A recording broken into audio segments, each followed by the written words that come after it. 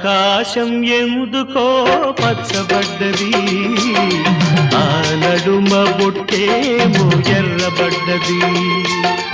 ఆకాశం ఎందుకో పచ్చబడ్డది, ఆ నడుమ బొట్టేమో ఎర్రబడ్డది.